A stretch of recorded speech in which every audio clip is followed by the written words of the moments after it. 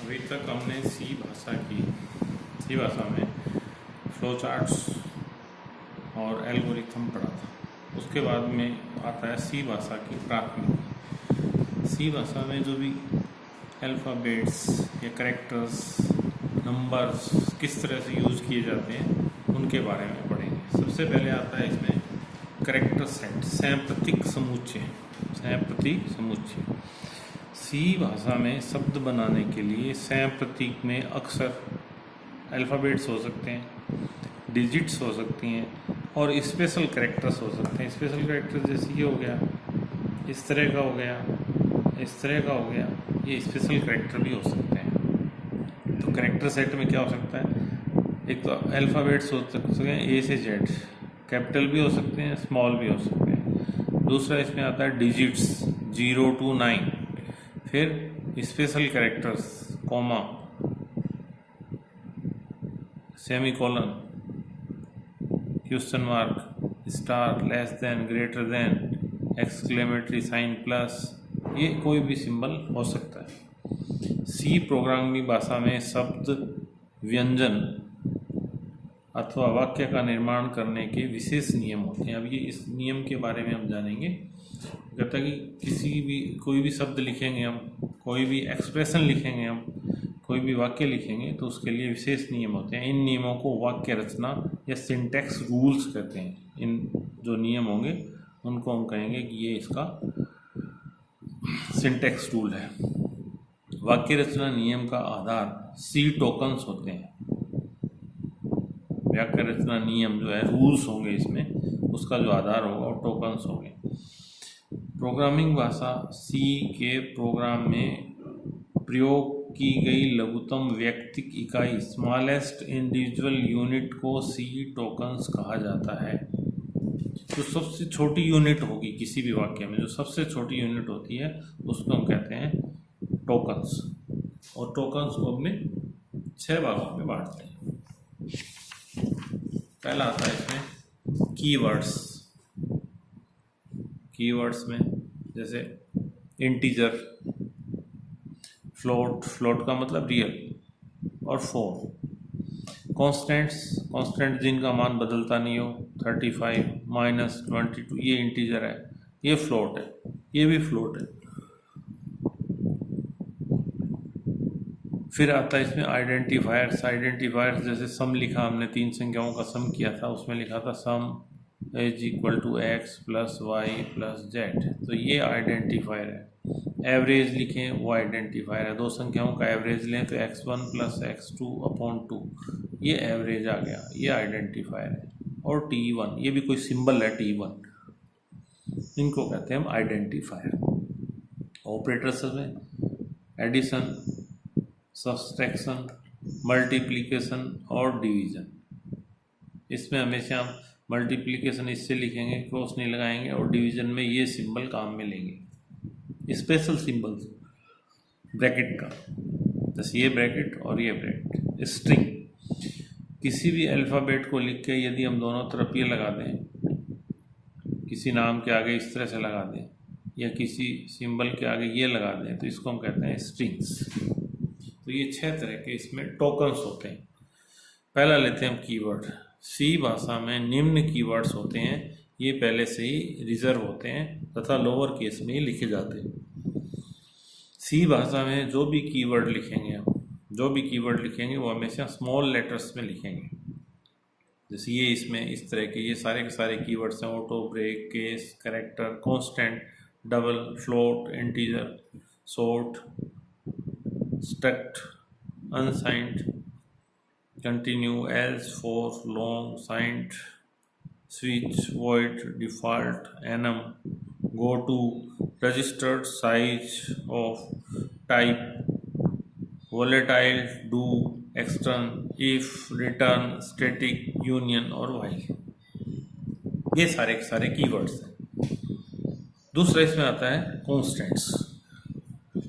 जैसा कि हम जानते हैं किसी भी राशियों का मान यदि स्थिर रहे, अचर रहे, तो उन्हें हम स्थिरांक या कांस्टेंट कहते हैं। सी भाषा में मुख्यतः 2 प्रकार के कांस्टेंट होते हैं।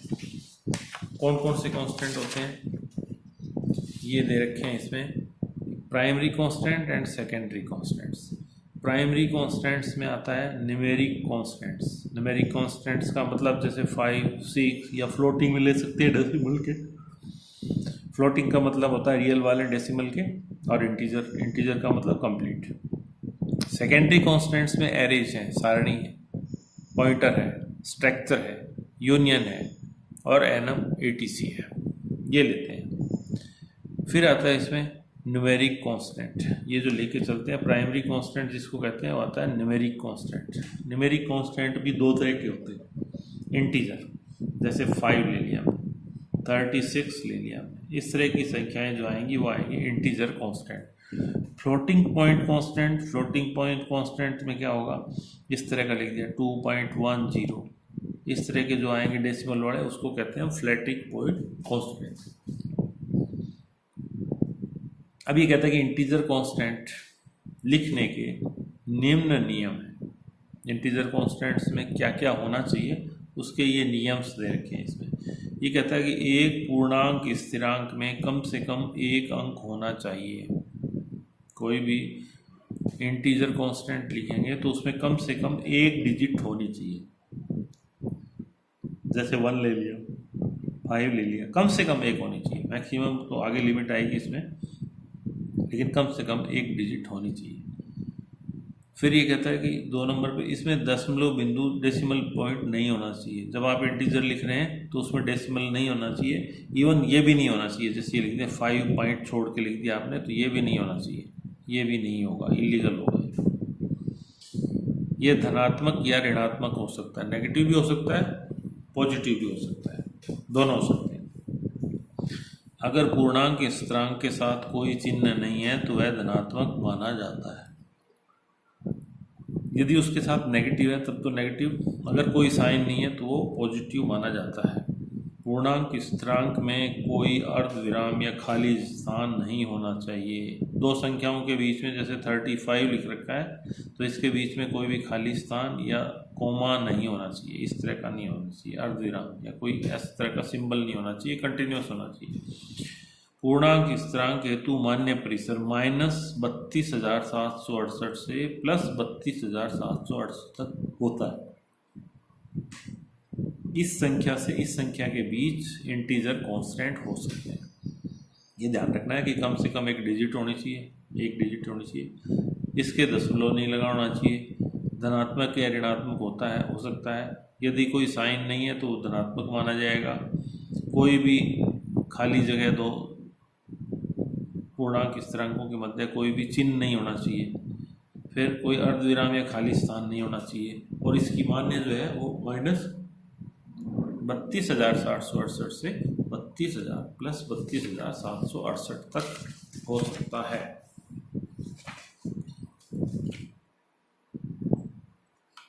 अब ये एक एग्जाम्पल दे रखा है इसमें। इस एग्जाम्पल में हम देखेंगे कि निम्न वैध पूर्णांक स्थिरांक हैं। जैसे एक डिजिट है, डेसिमल नहीं है इसमें, ये भी एक डिजिट है। ये 823 है, ये भी वैलिड है। 6241 है, ये भी वैलिड है, ये भी वैलिड है, ये भी वैलिड है। निम्न पूर्णांक स्थिरांक अवैध है। अब ये दे रखा है 10 के बाद में कोमा लगा दिया तो इसमें कोई भी स्पेशल कैरेक्टर नहीं होना चाहिए। तो ये कहता है कि इलीगल कैरेक्टर कोमा, ये नहीं होना चाहिए था इसमें। दूसरी संख्या में डेसिमल आ गया तो इंटीजर में कभी भी डेसिमल नहीं आना चाहिए। Integer character, illegal character, decimal. फिर इसमें यहाँ खाली जगह दे दी, यहाँ पे खाली जगह दे दी, तो इलीगल कैरेक्टर ब्लैंक स्पेस। फिर यहाँ पे इसने स्पेशल कैरेक्टर लगा दिया 11, फिर एक डैश लगा के 22, फिर डैश लगा के 3333, ये इलीगल। और कभी भी लेफ्ट हैंड साइड में 0 नहीं होना चाहिए, स्टार्टिंग पे 0 नहीं होना चाहिए। 0 सिर्फ 0 हो सकता है, एक डिजिट का हो सकता है, ये इंटीजर कांस्टेंट है। लेकिन यहाँ पे जैसे ये लिखा है ये नहीं होना चाहिए, जैसे ये लिखें ये भी नहीं होना चाहिए। ये थे इंटीजर कांस्टेंट। इसके बाद में आता है फ्लोटिंग पॉइंट कांस्टेंट और रियल कांस्टेंट, चल बिंदु स्थिरांक अथवा वास्तविक स्थिरांक। ये वे स्थिरांक होते हैं जिनके आंकिक संख्याओं के साथ दशमलव का प्रयोग किया जाता है। इनको दो तरह से लिख सकते हैं, भिन्नात्मक रूप में फ्रैक्शनल फॉर्म में, या घातांक के रूप में एक्सपोनेंशियल फॉर्म में। या तो भिन्न के रूप में 2/3, 3/4 इस तरह से, या घातांक के रूप में कि 10 की पावर कितनी है, इसमें इस फॉर्म में लिख सकते हैं। तो अब इसके भी कुछ नियम हैं, रूल्स हैं इसके। जैसे उसके रूल्स ये, जैसे उसमें इंटीजर में था कि कम से कम 1 डिजिट होनी चाहिए, तो भिन्नात्मक रूप में भी कम से कम 1 डिजिट होनी चाहिए। इंटीजर में था कि उसमें डेसिमल नहीं होना चाहिए, ये इसमें कहता है कि इसमें 1 डेसिमल बिंदु होना चाहिए। जैसे 1 दे रखा है तो 1 के बाद डेसिमल लगा होना चाहिए, ये तो वो फ्लोटिंग पॉइंट कांस्टेंट होगा। तीसरा, वह धनात्मक या ऋणात्मक हो सकता है, ये उसमें भी था।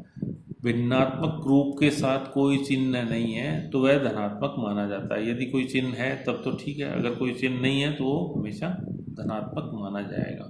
भिन्नात्मक रूप में स्थिरांक में कोई अर्धविराम या खाली स्थान नहीं होना चाहिए, जैसे उसमें था वैसे इसमें।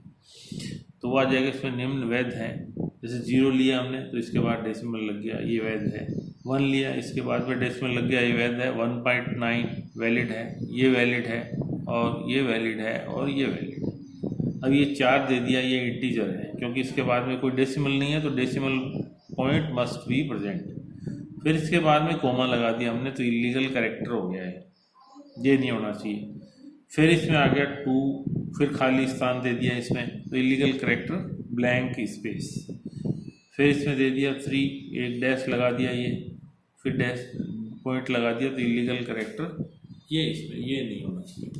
तो इसको हम कहते हैं कि ये इलीगल फ्लोटिंग पॉइंट कांस्टेंट है। अभी तक तो ये तो था भिन्नात्मक रूप में। भिन्नात्मक रूप का मतलब जो हम 2/3, 3/4 लिख के और फिर डेसिमल में लिखें। फिर ये कहता है घातांक के रूप में चल बिंदु स्थिरांक, घातांक के रूप में मतलब 10 की पावर। घातांक के रूप में चल बिंदु स्थिरांक को लिखने के लिए उसको 2 भागों में बांटा जाता है। 2 भागों में कैसे बांटा जाता है? एक भाग तो होगा इसमें डेसिमल से पहले का, मैंटीसा पॉइंट जिसको हम कहते हैं, अपूर्णांश भाग। दूसरा होता है घातांक। इसके बारे में कल आगे डिटेल में पढ़ेंगे।